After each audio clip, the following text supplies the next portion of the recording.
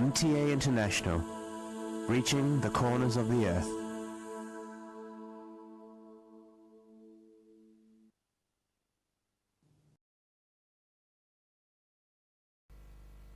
صلی علی رسولنا صلی علی محمد صلی علی نبینا صلی علی محمد صلی علی کریمنا صلی علی محمد صلی علی حبیبنا صلی علی محمد صلی علی امامنا صلی علی محمد صلی علی نبینا صلی علی محمد صلی علی رسولنا صلی علی محمد صلی علی شفیعنا صلی علی محمد صلی علی کریمنا صلی علی محمد صلی علی حبیبنا صلی علی محمد صلی علی امامنا صلی علی محمد صلی علی رحیمنا صلی علی محمد صلی علی نبینا صلی علی محمد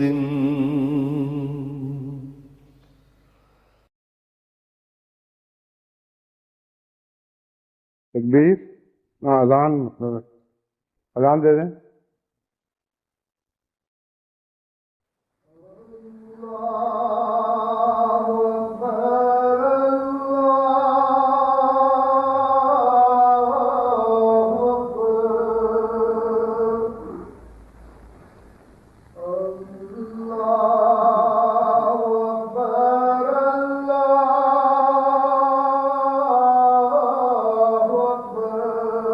اللہ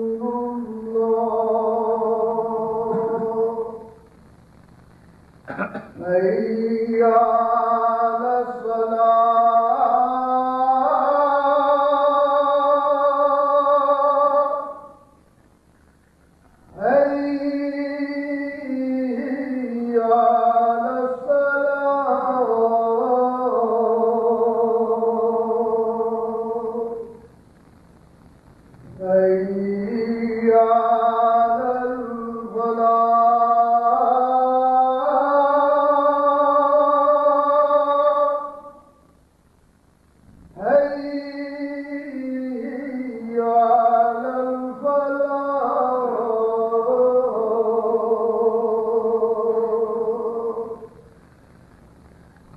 الله أكبر الله أكبر لا إله إلا الله.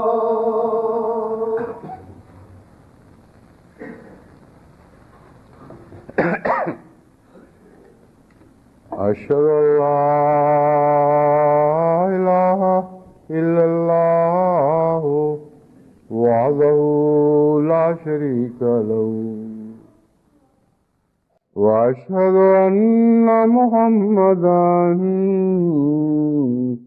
عبده ورسوله.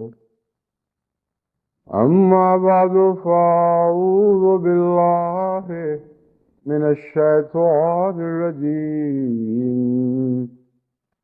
بسم الله الرحمن الرحيم. الحمد لله رب العالمين الرحمن الرحيم مالك يوم الدين. إياك نعبد وإياك نستعين. اهدنا الصراط المستقيم صراط الذين أنعمت عليهم غير المغضوب عليهم ولا الضالين.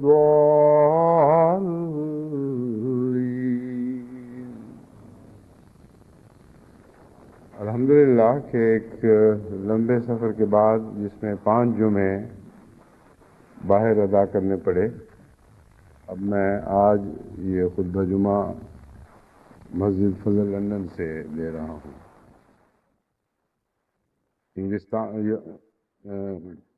امریکہ اور کینیڈا کے دورے پہ اگرچہ 5 ہفتے سے زائد خرچ ہو گیا، لیکن اتنا وسیع ملک ہے، ان دونوں اتنے وسیع ممالک ہیں کہ وہاں کے لیے 5 ہفتے بھی بہت تھوڑے دکھائی دیتے ہیں۔ فاصلے بہت زیادہ ہیں اور پھر جماعتیں بہت پھیلی ہوئی ہیں، ان سب کا اکٹھا ہونا، ان سے ملاقاتیں، ان کے دوسرے ضروری مسائل کے حل کے لیے ان کے ساتھ بیٹھ کے گفتگو کرنا، اتنا زیادہ کام تھا کہ جاتے ہوئے تو میرا خیال تھا کہ بہت لمبا عرصہ ہوگا، لیکن جب گزرا ہے تو پتہ بھی نہیں لگا کہ کس وقت گزر گیا۔ بہت تیزی کے ساتھ مصروفیت کا وقت چلتا ہے، اور اگر وقت خالی ہو تو ٹھہر جاتا ہے۔ اس پہلو سے ان کا وقت بھی تیزی سے گزرا اور میرا وقت بھی بہت تیزی سے گزرا، اور اللہ تعالیٰ کے فضل کے ساتھ بہت مفید مصروفیت رہی۔ میں نے اس آخری خطبے میں جو نیو یارک سے دیا تھا، احباب جماعت کا، امریکہ کا بھی اور کینیڈا کا بھی شکریہ تو ادا کر دیا تھا، اور کچھ تبصرے بھی کیے تھے، لیکن ہمیں واقعہ یہ ہے کہ جتنی محنت امریکہ کی جماعتوں نے کی ہے وہ بہت زیادہ شکریہ کی نہیں تو دعاؤں کی محتاج ہے، کیونکہ بہترین شکریہ تو دعا ہی کے ذریعے ادا ہوتا ہے۔ بہت لمبے عرصے تک مسجد کے سلسلے میں ساری جماعت نے محنت کی، اور امیر صاحب یو ایس سے احمد احمد صاحب نے تو بڑی سنگین بیماری کے باوجود بہت لمبے عرصے تک اس بوجھ کو خود اٹھایا، تمام اہم اجلاسوں میں خود شریک ہوتے رہے، اور اس بات کی پرواہ نہیں کی کہ اس کس قدر تکلیف میں تھے، اور آخر وقت تک اس بوجھ کی وجہ سے ان کے جسم پہ نقاہت اور گہری تھکاوٹ کے آثار دکھائی دیتے تھے، مگر الحمدللہ کہ جب یہ سارا بوجھ گلے سے اترا ہے تب ان کی صحت پہلے سے بہت بہتر تھی اللہ کے فضل کے ساتھ۔ باقی کارکنوں نے بھی ان کے نائب بردر مظفر احمد صاحب، بردر مظفر احمد جو نائب امیر یو ایس سے ہیں، انہوں نے بھی بہت محنت کی، ان کے دوسرے ساتھیوں نے بھی، جنرل سیکرٹری صاحب ملک مسعود صاحب جو افسر جلسہ بھی تھے، ان سب نے اور ان کے سب ساتھیوں نے بہت لمبے عرصے سے مسلسل محنت کی ہے، اور وہ کہتے تو نہیں تھے، ان کے چہروں سے اس کے آثار ظاہر تھے۔ اور پھر وقتی طور پر جلسے کے کاموں میں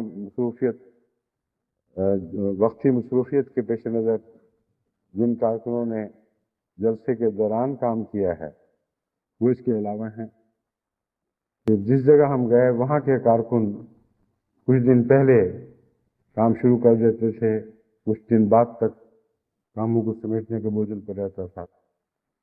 تو ان سب کے لیے میں جماعت سے عمومی دعا کی درخواست کرتا ہوں، اللہ ان کی کوششوں کو بارآور بنائے۔ جہاں تبلیغ کے سلسلے میں انہوں نے رابطے پیدا کیے اور بڑی محنت سے اپنے تعلقات سے فائدہ اٹھاتے ہوئے یا بعض دفعہ اجنبیوں کو بھی اپنے جلسوں میں شرکت پر منتوں کے ذریعے مجبور کیا، وہ بھی ایک ایسا فعل ہے جس پر مجھے امید ہے کہ اللہ رحمت کی نظر کرے گا۔ نیو یارک میں ایک سینیٹر تھے، ممبر کانگریس تھے، وہ ہمارے ریسیپشن پر تشریف لائے، نیو یارک کی بات ہے، ریسیپشن پہ تشریف لائے تو اس کے بعد انہوں نے یہ کہا کہ بات یہ ہے کہ میرا علاقہ یہ نہیں ہے، میں دوسرے علاقے سے آیا ہوں، اور میرے آنے کی وجہ صرف یہ تھی کہ جو شخص مجھے بلانے پر مامور تھا اس کا ایسا انکسار تھا، اس قدر لجاجت تھی، اس طرح بار بار وہ مجھے کہتا رہا کہ میرے لیے انکار ممکن ہی نہیں رہا۔ اس لیے آیا تو سرسری طور پر ایک شخص کے ذاتی اخلاق سے متاثر ہو کر تھا، لیکن یہاں اگر جو میں نے دیکھا ہے وہ اتنی عظیم بات ہے کہ میں خوش ہوں کہ میں نے وہ بات مان لی، کیونکہ میرا آنا بہت ہی مفید ثابت ہوا ہے۔ ایسے اچھے جلسے، ایسے اچھے لوگ جس میں مدعو ہوں اور پھر ایسی اچھی باتیں کی جائیں، یہ تو ایک قسمت کی بات ہے جو یہ نصیب ہو۔ یہ ان کے الفاظ تو نہیں، مگر ان کے الفاظ کا مفہوم بیان ہی یہی تھا جو میں آپ کے سامنے بیان کر رہا ہوں۔ اس کے علاوہ بھی شکاگو میں یا دوسری جگہوں پہ جہاں جہاں بھی مجالس ہوئی ہیں اور مہمانوں کو مدعو کیا گیا ہے، صاف دکھائی دیتا تھا کہ بےحد محنت سے کام لیا گیا ہے، اور کچھ لوگ جو واقف نہیں بھی تھے، کارکنوں کے اخلاص کی وجہ سے وہ آنے پر مجبور ہو گئے۔ اس سے ہمیں ساری دنیا میں یہ سبق سیکھنا چاہیے کہ تبلیغ کے کام میں بھی اجنبیوں کو پہلے اخلاق ہی سے متاثر کیا جا سکتا ہے، یہ کیا جانا چاہیے۔ محض پیغام دے دینا کافی نہیں ہے، جب تک اخلاق عالیہ کے ساتھ اپنی ذات میں آپ غیروں کی دلچسپی پیدا نہیں کرتے، اس وقت تک وہ آپ کے پیغام میں بھی کوئی دلچسپی نہیں لیں گے۔ اور یہ پیغام ایسا ہے جو باہر سے بدمزہ دکھائی دیتا ہے، اور اس پیغام میں یعنی اسلام کے حقیقی اسلام کے پیغام میں یہ ایک خاص بات ہے کہ باہر سے برا دکھائی دیتا ہے، جب اس کے اندر انسان داخل ہوتا ہے تو جو آگے بڑھتا ہے اتنا ہی زیادہ جنت کے مناظر دکھائی دینے لگتے ہیں۔ اور حضرت صلی اللہ علیہ وآلہ وسلم کا اخلاق حسنہ ہی تھا جس کی وجہ سے باوجود اس کے کہ بیرونی آنکھ نے شدید نفرت سے اسلام کو دیکھا، پھر بھی ان کو کھینچ لائے، اور ایک دفعہ جب وہ اندر داخل ہوئے تو ان کی کیا پلٹ گئی۔ قرآن کریم اسی مضمون کو یوں بیان فرماتا ہے کہ جنت کا مقام ایسا ہے جس کے باہر ایک تکلیف دہ صورتحال ہوتی ہے. باہر سے اندر آنا مشکل ہے، لیکن اندر اس کے بہت ہی پیارا منظر ہے اور سکون اور طمانینت ہے. بس تبلیغ کے وقت یہ یاد رکھنا چاہیے کہ غیروں کو اسلام کی طرف بلانا ان کی نظر میں ایسا ہی ہے جیسے آگ کی طرف بلایا جا رہا ہے. اگر پوری آگ نہ صحیح تو ایک تکلیف دہ کانٹوں والے رستے کی طرف بلایا جا رہا ہے. اور جب تک آپ کے اخلاق حسنہ ان پر اتنا اثر نہیں کرتے کہ آپ کی خاطر تکلیف اٹھانے پر مجبور ہو جائیں، وہ اسلام میں دلچسپی نہیں لیں گے. جب ایک دفعہ لے بیٹھیں اور ان کو اسلام کا پیغام براہ راست ملنا شروع ہو جائے، پھر آپ کا واسطہ بیچ میں سے غائب ہو جائے گا. پھر اسلام اپنے حسن سے ان کو بڑے زور سے کھینچے گا. بس یہی وہ راز ہے جس کو اہل نظر، اہل بصیرت سمجھتے ہیں اور اس سے استفادہ کرتے ہیں. چنانچہ میں نے آپ کے سامنے ایک امریکن سینیٹر یا کانگریس مین جو بھی وہ تھے ان کی گواہی پیش کی ہے. بالکل یہی بات انہوں نے کی کہ جب میں آنے لگا تھا تو دل پہ بوجھ تھا کہ میں کیوں جا رہا ہوں. میں خود نہیں سوچ سکتا تھا، سوائے ایک شخص کے اخلاق کے سے متاثر ہوئے بغیر میں یہ کام کر نہیں سکتا تھا. مجھے کوئی دلچسپی نہیں. لیکن جب آیا ہوں تو میں سمجھتا ہوں کہ ایک بڑی نعمت ہے جس سے میں فائدہ اٹھا رہا ہوں، اور بہت اچھا کیا کہ میں یہاں چلا. باوجود اس کے کہ ان کو جلدی تھی، ان کے کچھ اور بھی ایسے کام تھے جن سے جو پہلے سے طے شدہ تھے، گھر کی بھی کچھ مجالس تھی جن میں جانا تھا. پھر بھی وہ کھانے کے وقت تک ٹھہرے رہے اور میں جب تک مصروف رہا ہوں اس وقت تک انتظار کرتے رہے. جب میں فارغ ہو کے واپس آیا تو پھر انہوں نے مجھے کہا کہ میں آپ کا شکریہ ادا کر کے اب اجازت لینا چاہتا ہوں. تو تمام دنیا میں اس وقت طبیعتوں کی شرافتیں آپ کی منتظر ہیں، اور دنیا میں بھی عملاً یہی حال ہے کہ ان کی جنتیں اندر چھپی ہوئی. ان کے بد اعمال اور دنیا کے اثرات ان کے باہر ہیں. آپ کو بھی تو محنت کر کے ان کے اندر کی جنت ڈھونڈنا ہوگی.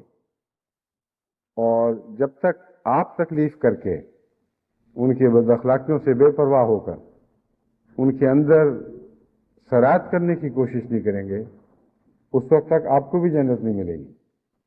تو یہ دونوں طرف کا معاملہ ہے، ذرا مختلف نوعیت کا. اسلام کے سامنے جو بظاہر آگ دکھائی دیتی ہے وہ تو ایک فرضی آگ ہے، حقیقی آگ نہیں ہے. لیکن دنیا کی بد اخلاقیوں کی جو باڑ جل رہی ہے ان کے ارد گرد،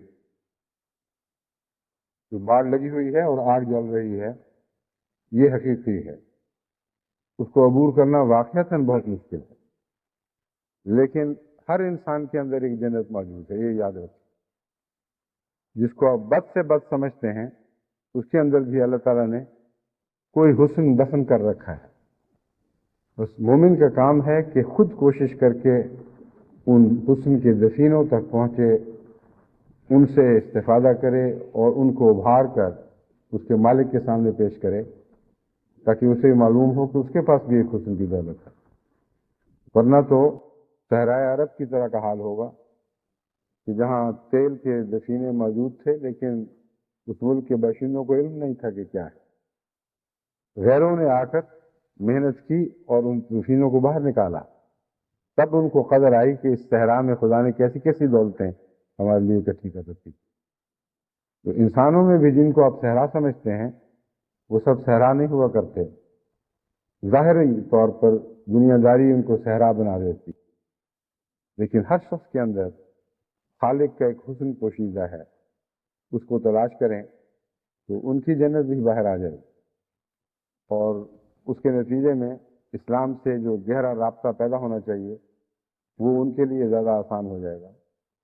کیونکہ اگر مزاج اسلام کے خلاف ہو تو پھر اسلام سے رابطہ پیدا کرنا مشکل کام ہے. تو دونوں طرف کے سفر ہیں جن کی تیاری آپ ہی نے کرنی ہے. ان کو اسلام کی طرف سفر پہ آمادہ کرنے کا کام بھی آپ ہی کا ہے. ان کی ذات میں ان کی وضعیت ہوئی خوبیوں کی تلاش کرنا اور ان کا کھوج نکال کر ان کو باہر لانا، ان کی نظر کے سامنے کرنا، یہ بھی آپ ہی کا کام ہے۔ اور اگر دعا کر کے آپ یہ کام کریں تو یہ مشکل کام نہیں۔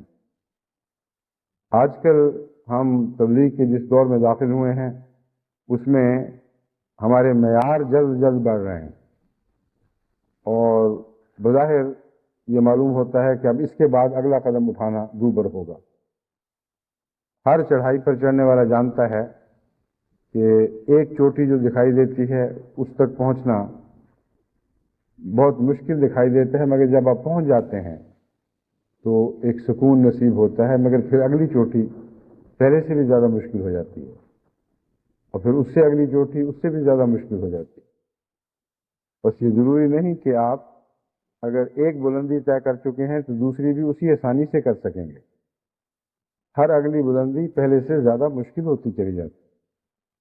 اس لیے میں آپ کو ذہنی طور پر اس کے لیے تیار کرنا چاہتا ہوں کہ اس سال جو ہم نے دعوت اللہ کا کام کرنا ہے اس کے لیے پہلے سے زیادہ محنت کرنی ہوگی، زیادہ ہم سفر ڈھونڈنے ہوں گے جو آپ کے کاموں میں آپ کے ہاتھ بٹائیں، اور اخلاق حسنہ سے ضرور مزین ہونا ہوگا۔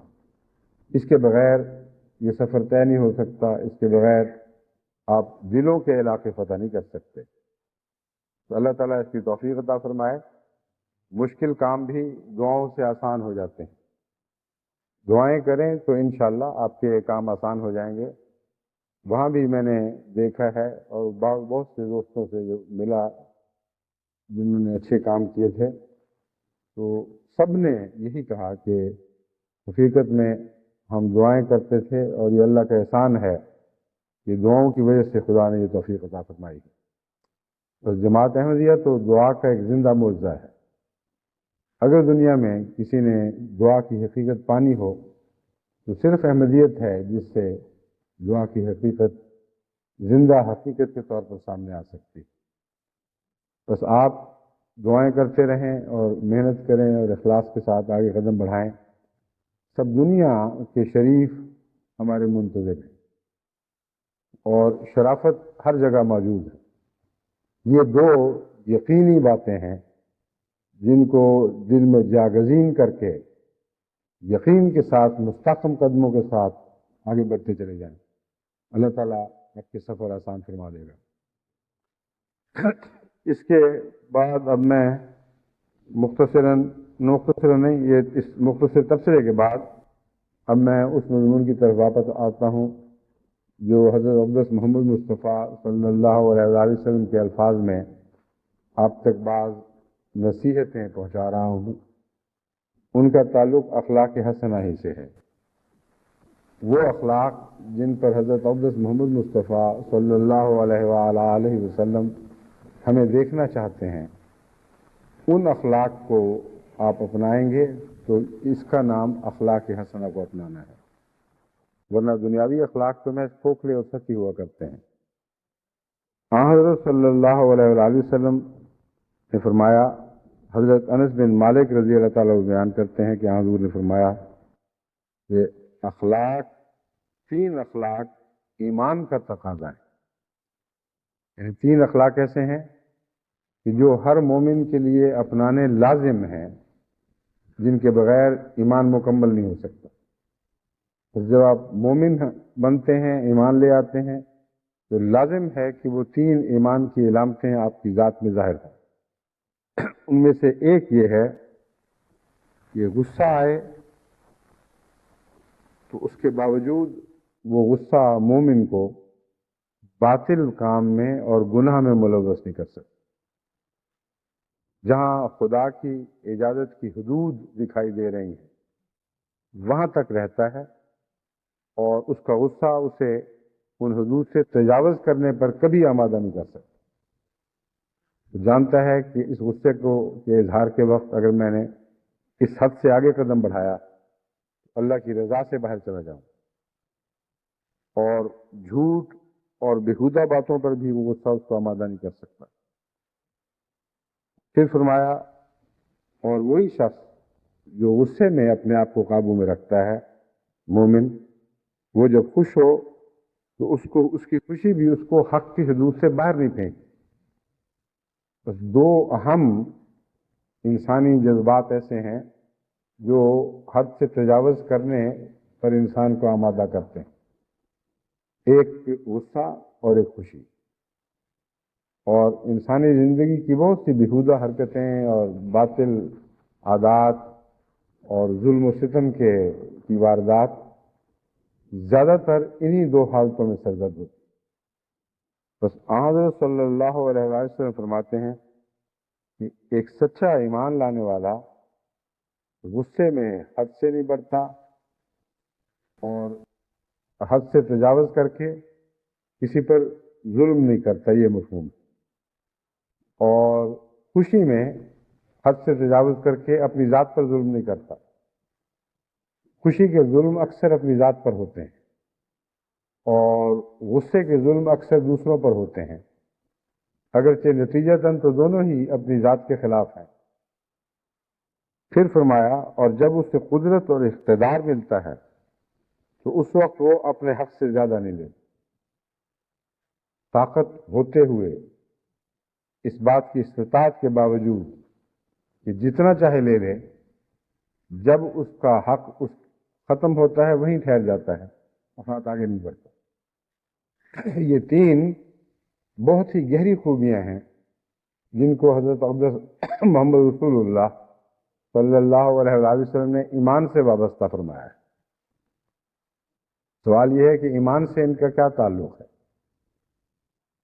ہمارا ایمان بالغیب ہے اور اللہ کی ذات پر ایسا یقین ہے باوجود اس کے کہ وہ ہمیں دکھائی نہیں دے رہے، ایسا کامل یقین ہے جیسے وہ حاضر ہو جائے۔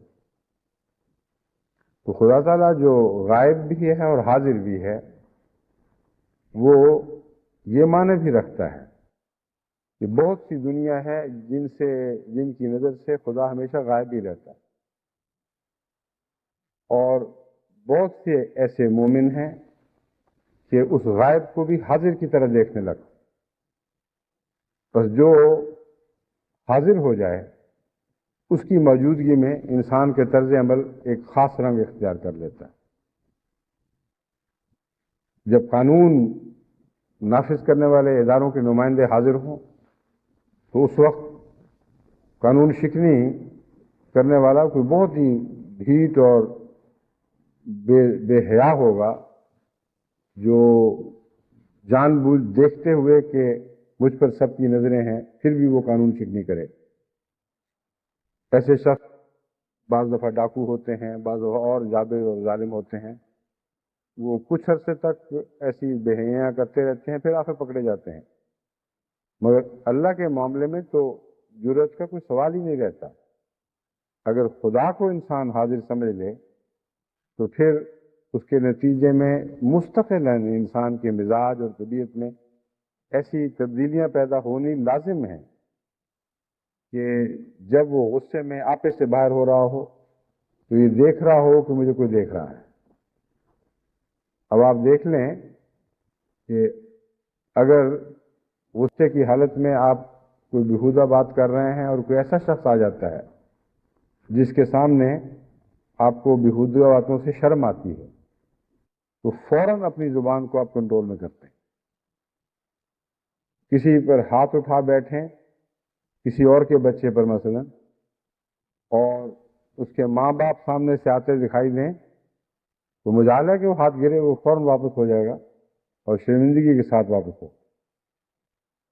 تو دیکھنے والا ایسا ہے جس کے اوپر یہ مثال صادق آ رہی۔ آپ اس کو دیکھ رہے ہیں اور جانتے ہیں کہ اس کی مخلوق ہے اور وہ ماں باپ سے زیادہ ان سے پیار کرنے والا ہے، ان کا حق مارنے والے کو کس نظر سے دیکھے گا؟ بس غصہ خواہ کیسے ہی تقاضے کرتا ہو، ایک مومن وہ ہے جو غصے کے وقت اپنے ہاتھ روکے رکھتا ہے اور اس حد سے آگے نہیں بڑھتا جس حد سے آگے خدا کا حکم ہے کہ نہ بڑھا جائے۔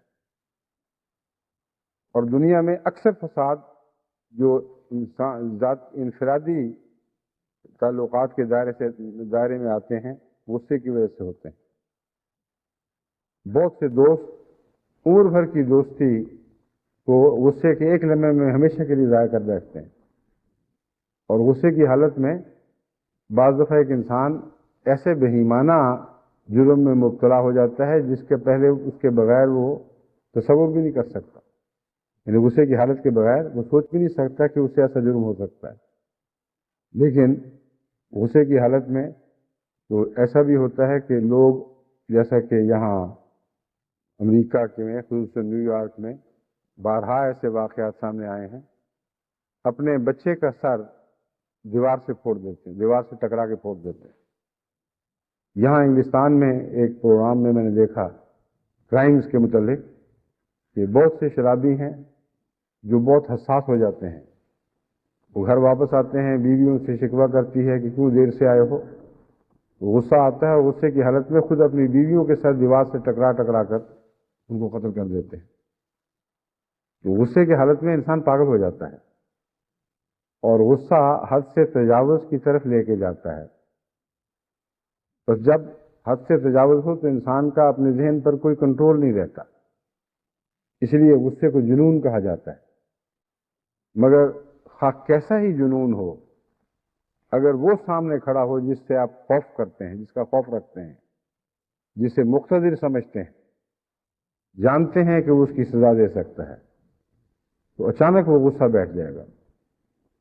اس لیے حضرت صلی اللہ علیہ وآلہ وسلم نے ایمان کے ساتھ وابستہ فرمایا ہے غصے میں حد اعتدال پر قائم رہیں. خوشی کا بھی یہی حال ہے.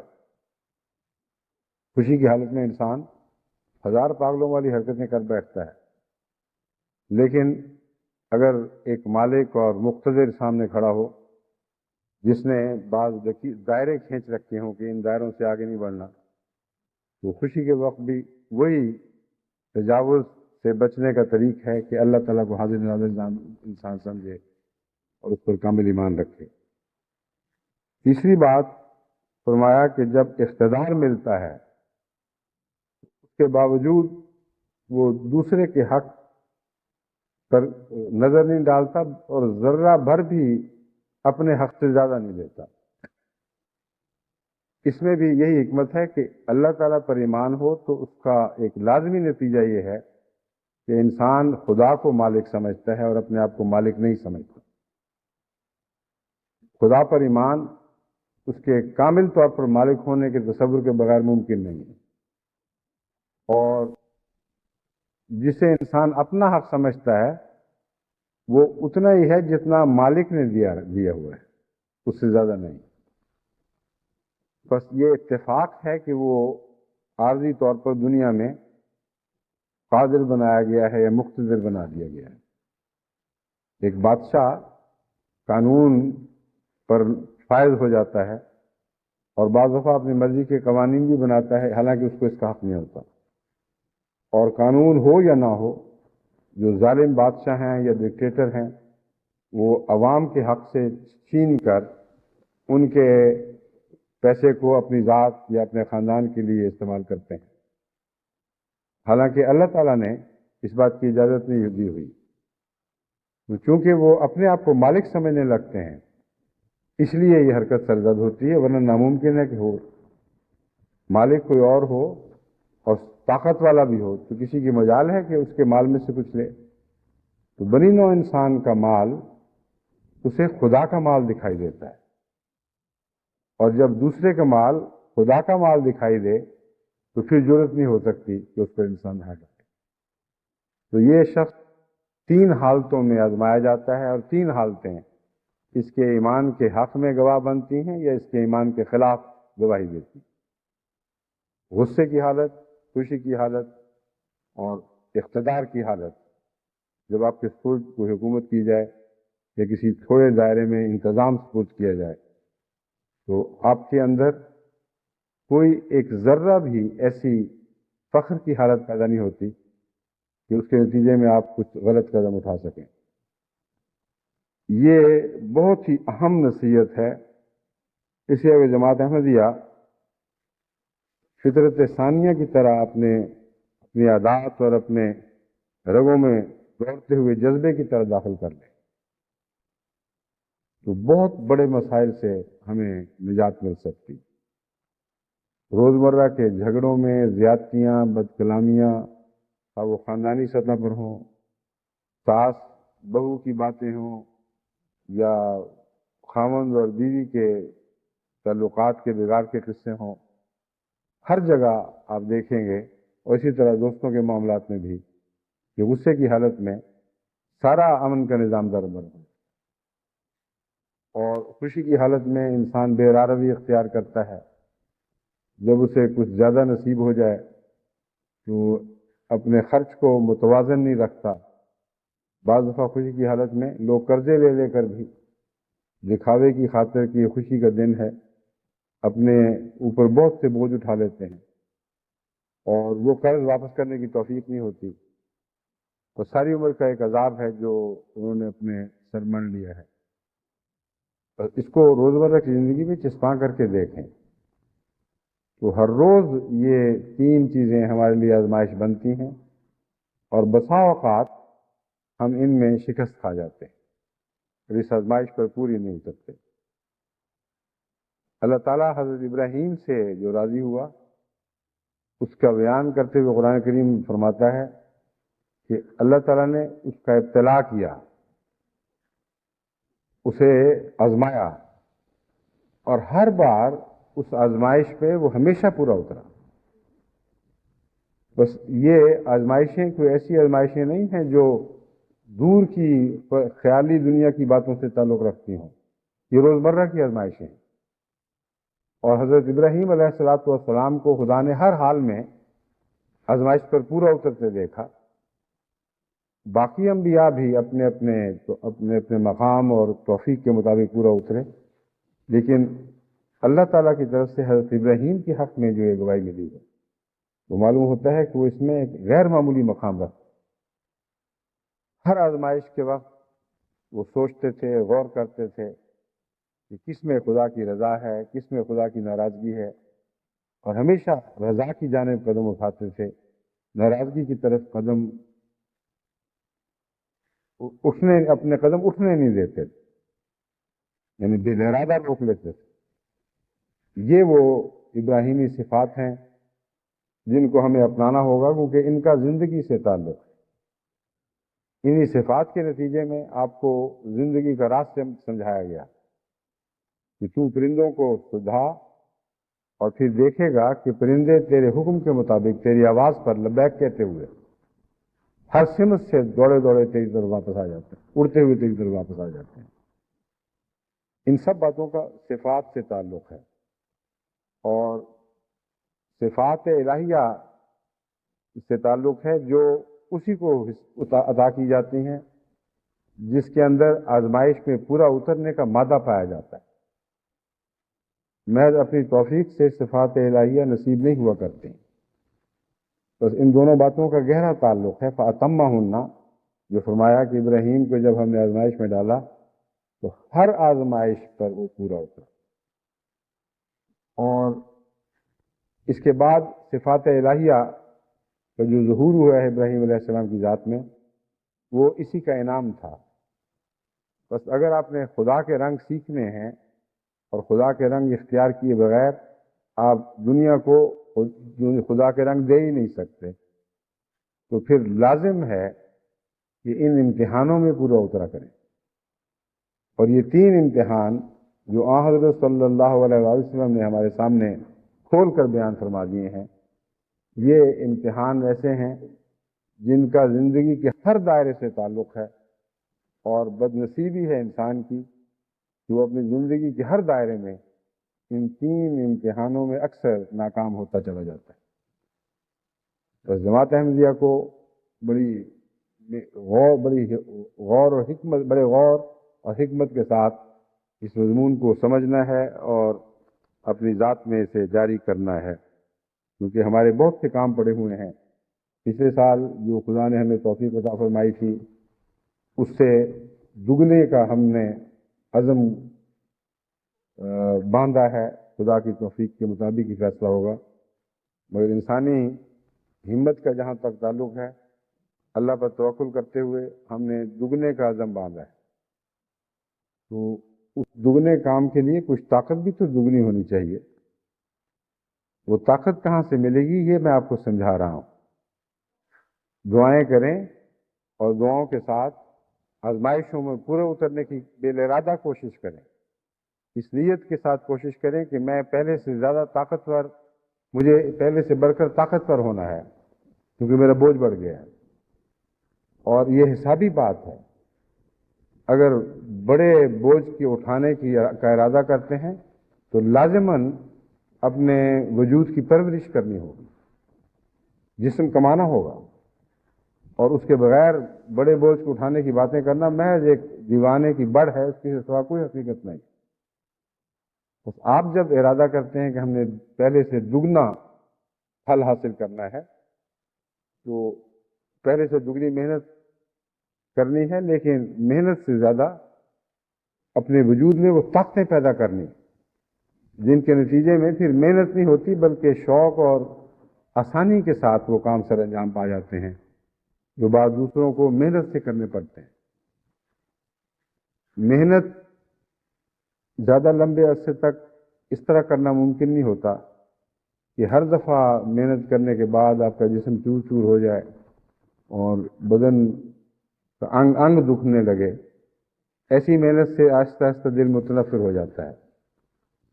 اور ضروری ہے کہ مستقل ورزش کرتے ہوئے اپنی طاقت کو اتنا بڑھاتے چلے جائیں کہ وہ محنت دوسرے کو تو محنت دکھائی دے، آپ کے لیے ایک طبی اور فطرت کے میلان کے مطابق کام بن جائے.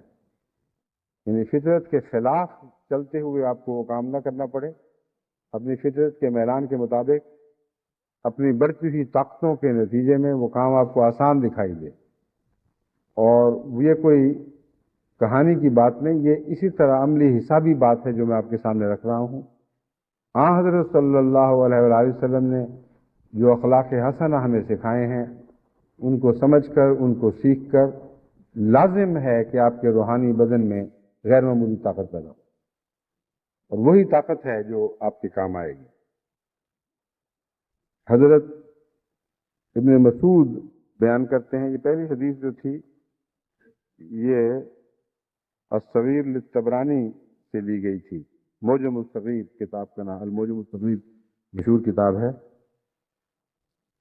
اب جو حدیث ہے یہ ترمذی صفت القیامہ سے، باب صفت القیامہ سے لی گئی ہے. ابن مسعود رضی اللہ تعالیٰ عنہ روایت کرتے ہیں کہ حضرت صلی اللہ علیہ وسلم نے فرمایا، الا اخبرکم بما یحرم علی النار، کہ کیا میں تمہیں اس شخص کی خبر نہ دوں جس پر آگ حرام ہو جاتی.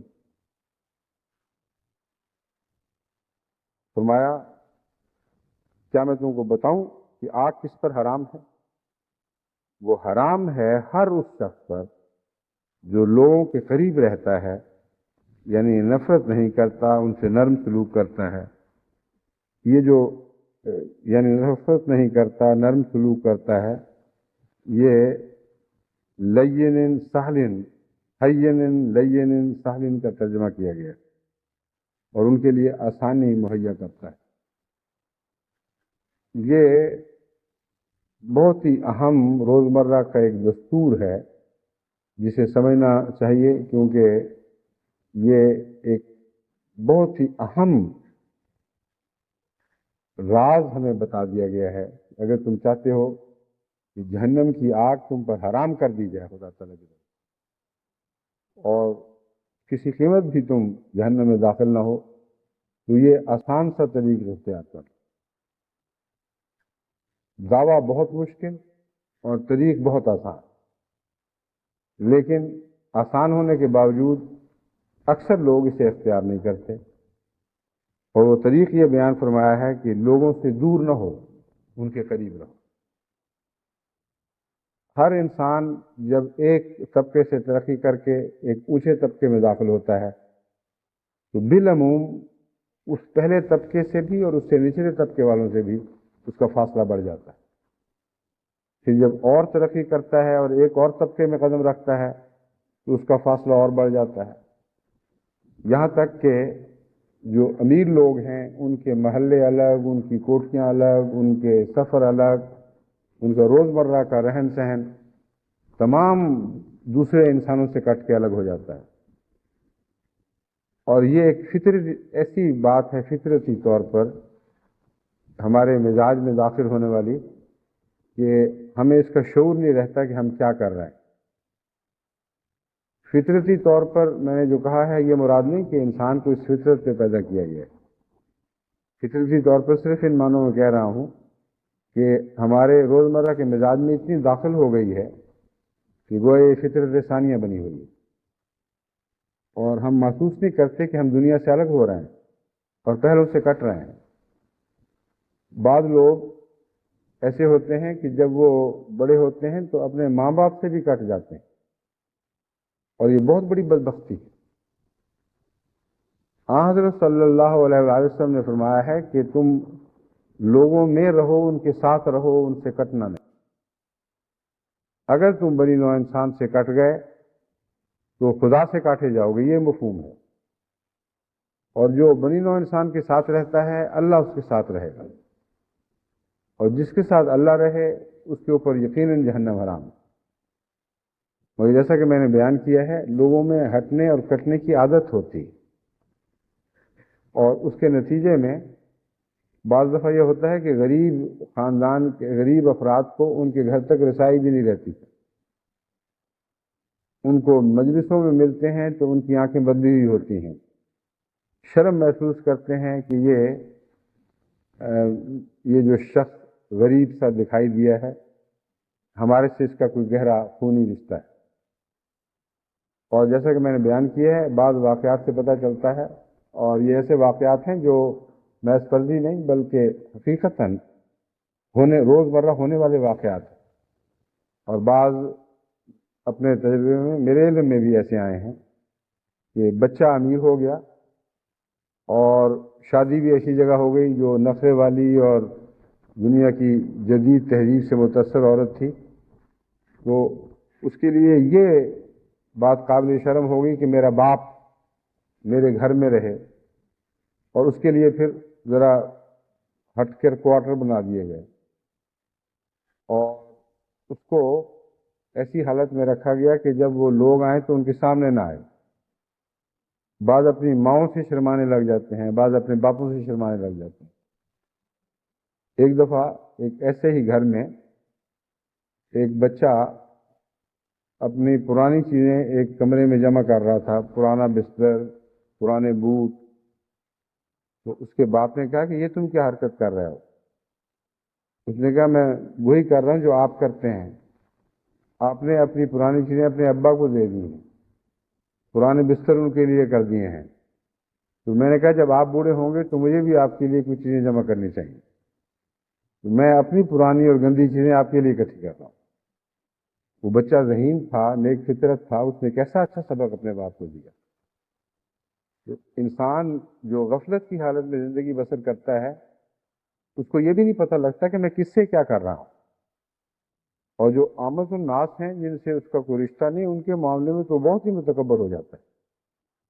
تو حضرت صلی اللہ علیہ وسلم نے فرمایا ہے لوگوں کے قریب رہتا ہے، یعنی اپنے آپ کو لوگوں کا حصہ سمجھتا ہے، اور یہی سبق دینے کے لیے مسجد میں ایک ایسا نظام جاری فرما دیا گیا جس میں ہر بڑا چھوٹا لازماً 5 وقت ایک دوسرے کے ساتھ اکٹھا ہونے پر مجبور ہے۔ امیر سے امیر آدمی بھی اگر کھڑا ہے تو اس کے گھر کا معمولی نوکر بھی حق رکھتا ہے کہ اس کے ساتھ جا کر کھڑا ہو، اور اس امیر کی مجال نہیں ہے کہ وہ اس کو دھکیل کے ایک طرف کرے یا اس سے ناراض ہو کہ تم میرے ساتھ لگ کے کیوں کھڑے ہو گئے، کیونکہ وہ خدا کا دربار ہے، اور وہ ایمان والی بات ہے۔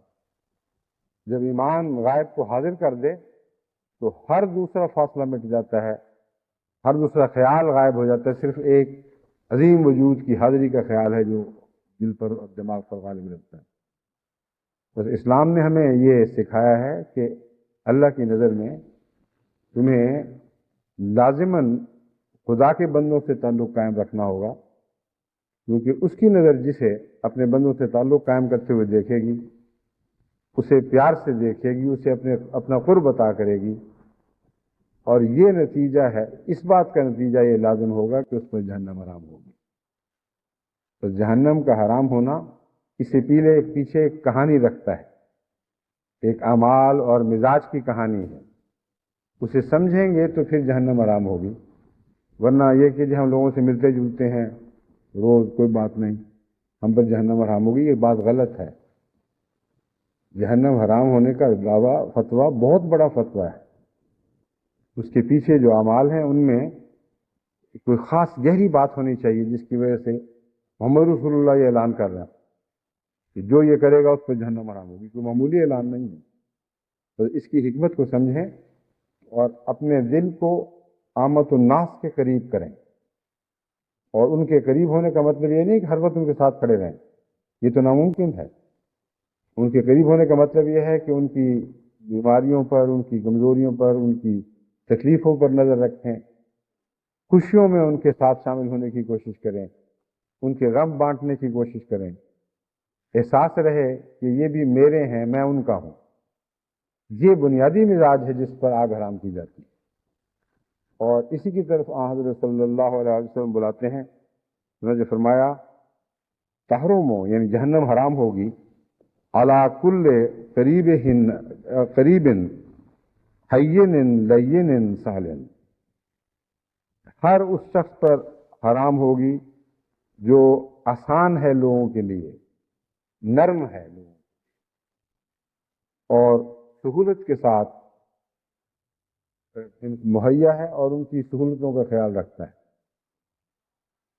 وہ شخص جو خدا تعالیٰ کے بندوں کے لیے نرمی اختیار کرتا ہے، ان کے قریب رہتا ہے، ان کی سہولتوں کا خیال رکھتا ہے، اللہ تعالیٰ اس کے ساتھ ویسا ہی سلوک فرمائے گا۔ بس جہنم سے بچنے کا ایک آسان نسخہ ہے اور پیارا نسخہ ہے، اور دعویٰ بہت بڑا ہے کہ جہنم سے بچا دیا جائے گا۔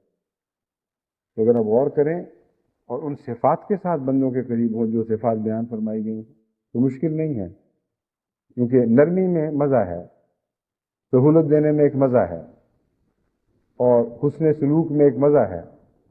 بس یہ مشقت کی باتیں نہیں ہیں، یہ وہ باتیں ہیں جو اپنی ذات میں لطف رکھتی ہیں۔ تو دنیا میں بھی آپ لطف اٹھائیں اور جہنم سے بھی بچائے جائیں، اس سے بہتر اور کیا سودا ہو سکتا ہے۔ مسلم کتاب الایمان باب بیان انہ لا یدخل الجنت الا المؤمنون، مسلم کتاب الایمان میں ہے کہ، اور اس کا باب ہے بیان انہ لا یدخل الجنت الا المؤمنون، کہ جنت میں مومنوں کے سوا کوئی اور داخل نہیں ہوگا۔ حضرت تمیم داری بیان کرتے ہیں کہ حضرت صلی اللہ علیہ وسلم نے فرمایا کہ دین سراسر خیر خواہی ہے اور خلوص کا نام ہے۔ حضرت کے الفاظ یہ ہیں صلی اللہ علیہ وسلم، الدین النصیحۃ قلنا لمن، آپ نے فرمایا دین نصیحت ہے۔ ایک نصیحت کا عام معنی ہے کسی کو نیک بات کہنا، اور ایک نصیحت کا معنی ہوتا ہے سراسر خلوص اور خیر خواہی۔ تو یہاں نصیحت کے یہ معنی ہیں جو در حقیقت پیش نظر ہے۔ وہ آپ نے فرمایا کہ الدین و النصیحت ہو، کہ دین تو نام ہی اخلاص اور خیر خواہی کا ہے۔ اگر اخلاص اور خیر خواہی نہیں تو دین بے معنی اور بے حقیقت ہو جاتا ہے۔ قلنا لمن، ہم نے عرض کیا یا رسول اللہ کس کے لیے خیر خواہی اور اخلاص کس کے لیے؟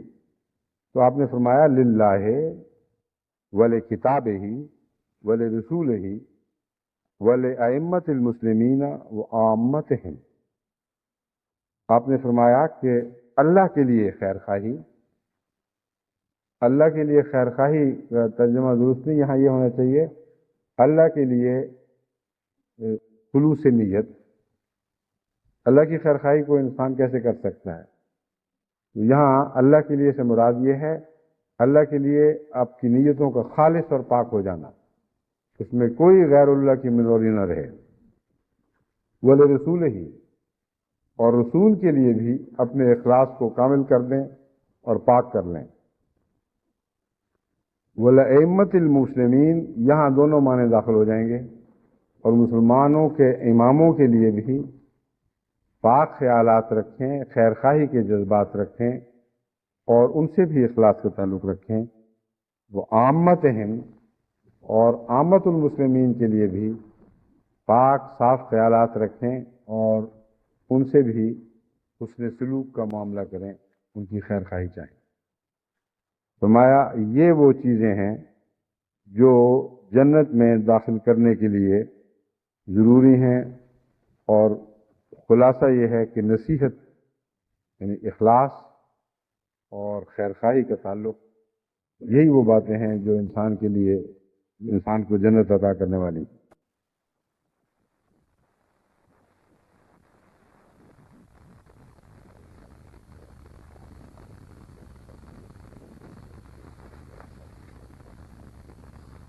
یہ حدیث کتاب الایمان میں نے بیان کر دیا ہے، مسلم سے لی گئی تھی.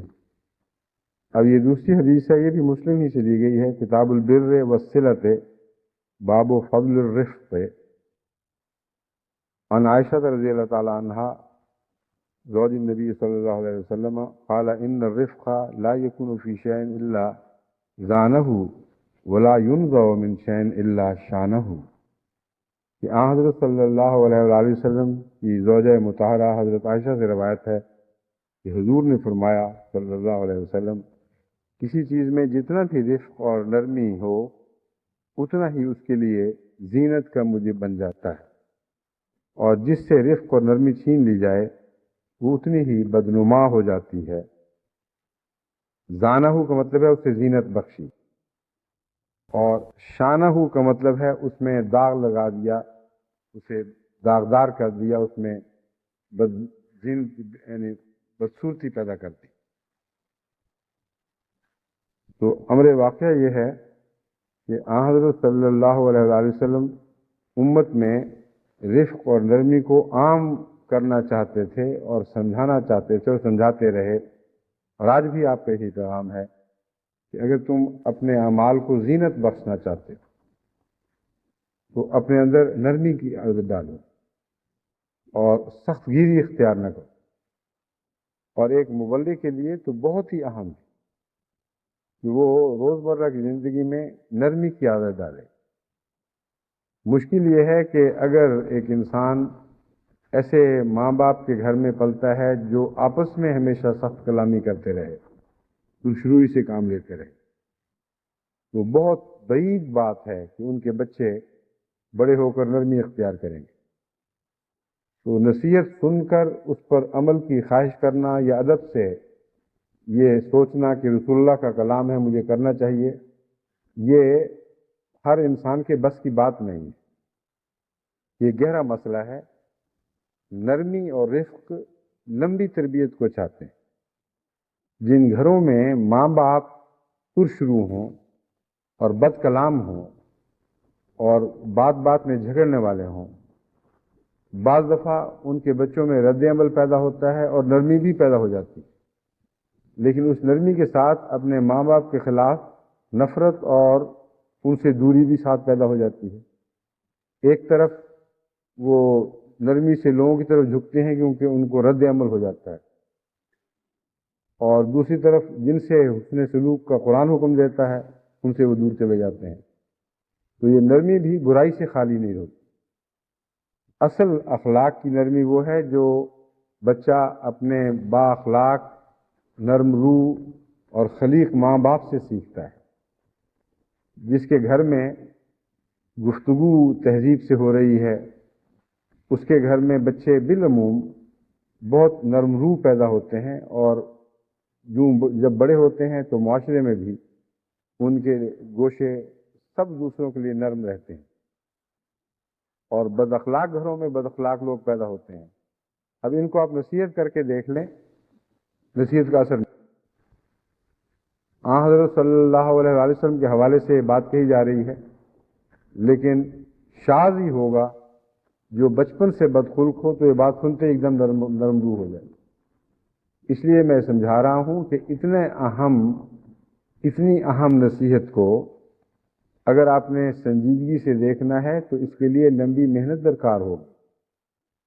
سب سے اول تو اپنے گھروں میں اپنا ماحول درست کریں، اپنے تعلقات اپنی بیوی سے، اور بیویاں اپنے تعلقات اپنے خامندوں سے، اور پھر ماں باپ اپنے بچوں سے اس طرح استوار کریں کہ تمام تعلقات میں ملائمت پائی جائے اور درستگی نہ ہو، سختی نہ ہو، کیونکہ جب کھردرا پن آئے تو اس سے پھر آگ پیدا ہوتی ہے۔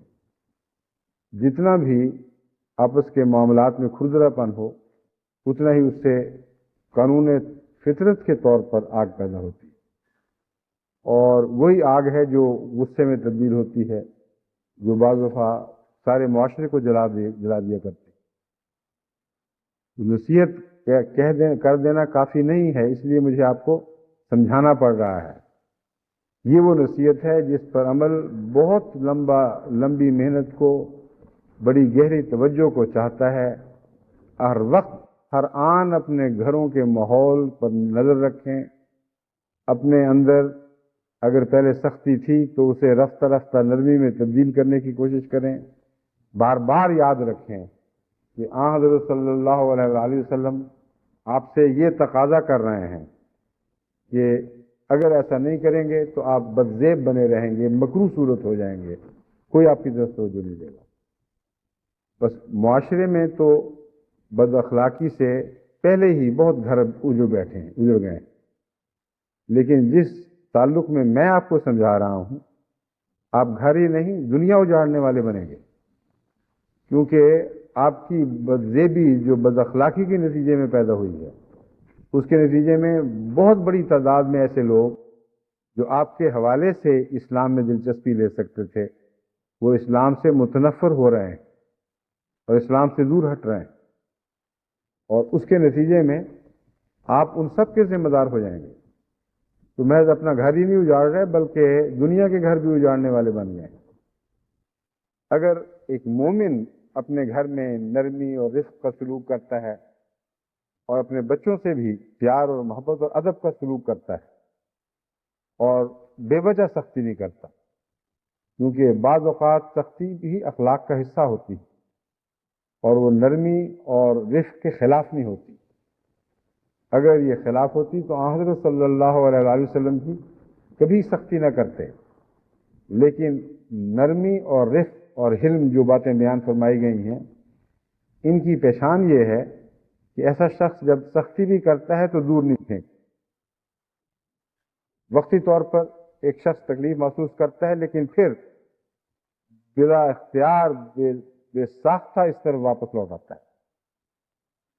نرمی اور پیار اور محبت کے نتیجے میں جو کشش پیدا ہوتی ہے، وہ کشش ثقل کی طرح ایک حاوی اور بالا طاقت رکھتی۔ آپ چھلانگ لگا کر زمین سے کچھ دور جا سکتے ہیں، لیکن واپس پھر یہیں آنا۔ ہوائی جہاز میں بیٹھ کر آپ کتنا اونچا چلے جائیں گے، لیکن پھر یہیں گرنا ہے یا یہیں اترنا ہے۔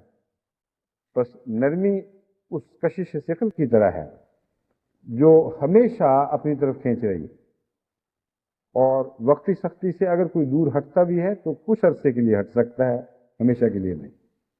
لیکن جو بدخلق لوگ ہیں، ان کے پاس آنا مصیبت، وہ ہر وقت دھکا دے رہے ہیں۔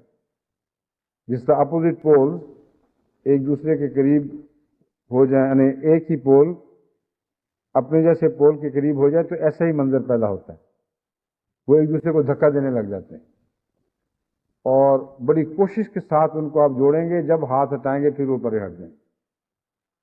تو بدخلق آدمی کا یہ حال ہوتا ہے، اس کے پاس ٹھہرنا مصیبت، اس کے قریب آنا عذاب، اور بڑی محنت کے ساتھ انسان اس کے پاس رہ سکتا ہے، پھر جب وہ دباؤ ہٹے تو پھر واپس چلا جاتا ہے۔ ایسے لوگ جو بد اخلاق ہیں، وہ اپنے ماحول کو، اپنے گھر کو ہی نہیں، اپنے سارے ماحول کو، غیروں کو بھی دھکا دے رہے ہیں۔ چنانچہ بعض اوقات اس بات سے مجھے بہت تکلیف پہنچتی ہے کہ بعض غیر احمدی یہ خط لکھتے ہیں کہ ہم احمدیت کے اخلاق سے عموماً متاثر ہو کر قریب آ رہے تھے، لیکن ایک ایسا شخص مل گیا جس نے اس بھیڑیے کی طرح جو بھیڑ کا لباس اوڑے ہوئے ہو، بھیڑ کی کھال میں لپٹا ہو، ہم سے سلوک کیا اور جتنا قرب تھا وہ دوریوں میں تبدیل ہو گیا۔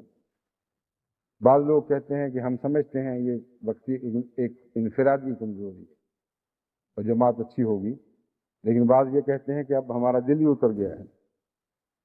بہت دفعہ جب تحقیق کی گئی تو مبالغہ نکلا، بہت دفعہ جب تحقیق کی گئی تو اگرچہ کچھ نہ کچھ حقیقت تھی، لیکن پھر بھی بہت مبالغہ آمیزی سے کام لیا گیا۔ لیکن بعض دفعہ جماعت کی طرف سے اس کی پوری تصدیق آتی، یہ انسان جو خط لکھنے والا ہے شریف آدمی ہے، جھوٹ نہیں بول رہا، واقعتاً اس کے ساتھ یہ ہوا ہے۔ تو وہ شخص جو اپنی بد اخلاقی کی وجہ سے کسی کو جہنم میں پھینکنے کا موجب بن جائے، وہ خدا سے جنت کی توقع کیسے رکھے؟ جو جنت کے منادی ہیں وہی انہی کو جنت عطا ہوا کرتی، جو جہنم کی طرف دعوت دینے والے ہیں ان کا مقدر بھی یہی بن جاتا ہے۔ بس حضور صلی اللہ علیہ وآلہ وسلم کی نصائح پر غور کریں اور ان پر عمل کا منصوبہ بنائیں، کیونکہ جیسا کہ میں نے کہا ہے، بار بار کہنے کے باوجود مجھے ابھی اطمینان نہیں ہے کہ آپ میری بات سمجھ گئے ہیں۔ رسول اللہ علیہ وسلم کی بات سنتے وقت آپ ادب سے سنیں گے، مجھے پتہ ہے کہ احترام کریں گے، مگر ان ایسی باتیں ہیں جن کو اپنی زندگی میں جاری کرنا آسان نہیں ہے۔ اپنے اپنے طور پر ہر شخص اپنی کیفیات کا اور عادات کا جائزہ لے کر ایک منصوبہ بنائے، پھر امید ہو سکتی ہے کہ اس کا یہ سنجیدہ فیصلہ اور رسول اللہ علیہ وسلم کی نصیحت کے سامنے سر جھکانا اللہ کے ہاں مقبول ٹھہرے اور آسمان سے وہ مدد ملے جس کے نتیجے میں مشکل کام آسان کر دیے جاتے ہیں۔ اللہ کرے کہ ایسا ہی ہو۔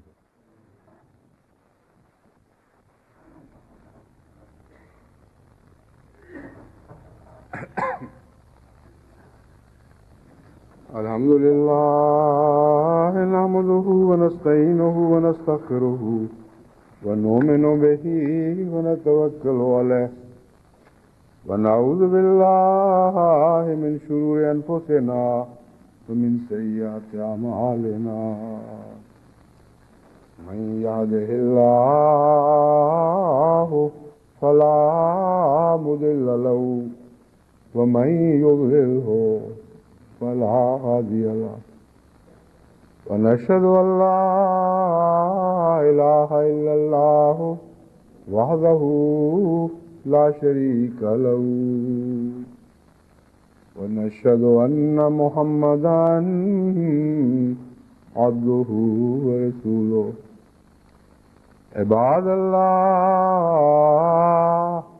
رحمكم الله إن الله يأمر بالعدل والإحسان وإيتاء ذي القربى وينهى عن الفحشاء والمنكر والبغي يعظكم